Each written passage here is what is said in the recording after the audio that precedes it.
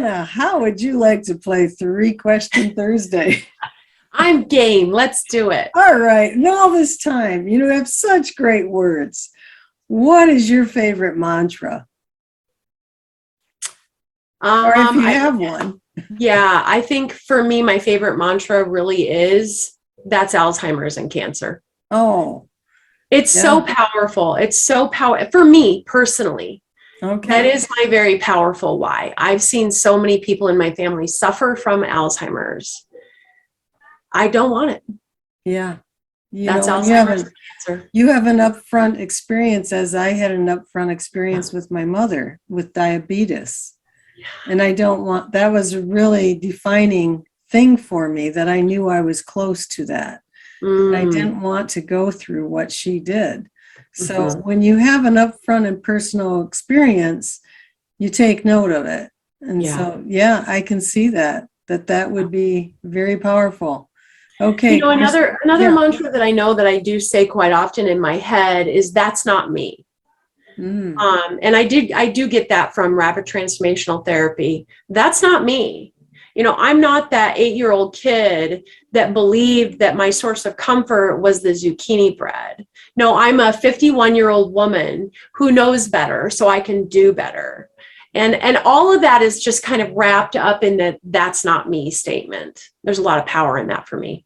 Well, and that really becomes your identity. Even the very vulnerable story that you shared, that literally you had taken that persona that is not what I do in my married life. So it's, it's really your identity. This is not me. This is me. Yeah. Very clear on that. Yeah. Yep. Okay. Second question. So how often do you have to ruin the food with this big family? I'm wondering, how do you keep your eyes on your own plate? When I very first started, and like I said, even through the Christmas season, it was tough.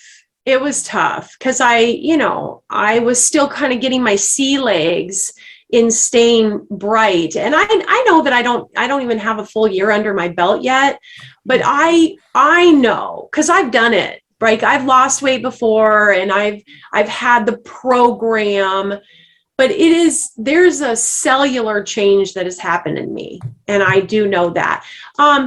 Usually it's at a restaurant. It's usually if I'm at a restaurant. And I either know I've had enough or, somebody has got something and their plate is sitting there and they're done. Because like I said, my children are just so amazing that way.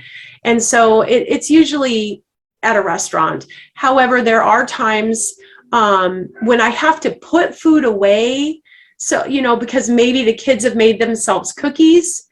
And so I have to, that's where for me, ruining the food for me is also the psychological, that's Alzheimer's and cancer. Okay. That ruins it for me psychologically because I can't go around spitting on my kids' food, right? Like, you just made all these cookies. I don't think they'd appreciate that. No. So the mental ruining the food for me is just really that power punch of understanding what's going to happen if I eat that. Here's one that came for a mantra: get busy living or get busy dying. Living is BLE, dying is processed foods. Wow. That's very true. Okay, the third and final question. This is for all the money, all the marbles. Here we go. Yay! So you can kind of take your choice. It's a multiple choice. What is either the hardest or the easiest line? Or when did you discover you had automaticity? Do you remember any of that as far as the lines, what came together for you? Yeah. People ask me, what is this automaticity? How do you know? Right. When did it come together for you? How did you know? Yeah, I definitely know when that happened. I would say that both the hardest and the easiest for me was the sugar. I don't know if you mentioned it or not, I'm finishing my master's in psychology, and developmental psychology really dives into what actually happens in your body when you take drugs, when you take alcohol, when you eat sugar. Believe it or not, they actually cover that. And so really understood, like I took the quiz and I was a 10. Like I was a 10 and I was not surprised that I was a 10. So that was definitely the most difficult, and now it's the easiest. There was a shift, but I would say that I think automaticity came, and there was a real assurance in me, like, okay, this is deep in me now. This is the way I'm going to live. This is not a program for me. This is not, I'm going to hit some sort of a finish line and make a different choice. Came shortly after I had reached out to Deanna and said, hey, I'm kind of having this like weird thing with chips. Like, you know, I thought I would be okay with like tortilla chips because I've never been the person that had a problem with that. Mm-hmm. And as she was holding me accountable for that, I was kind of processing through like, why is this a big deal? This has never been a big deal for me. And I began to understand that I was sort of shifting the whole comfort thing, right? Like I hadn't had the revelation yet of why I thought food was comfort. And so I began to make very, very firm decisions in my mind of how I was going to continue to stay bright. Like I didn't want to have Deanna she's a busy girl. She doesn't want to have to text me every night to make sure I'm being a good girl, you know, although I appreciated her being willing to do that. But that is really when it was like, okay, I need to figure this out.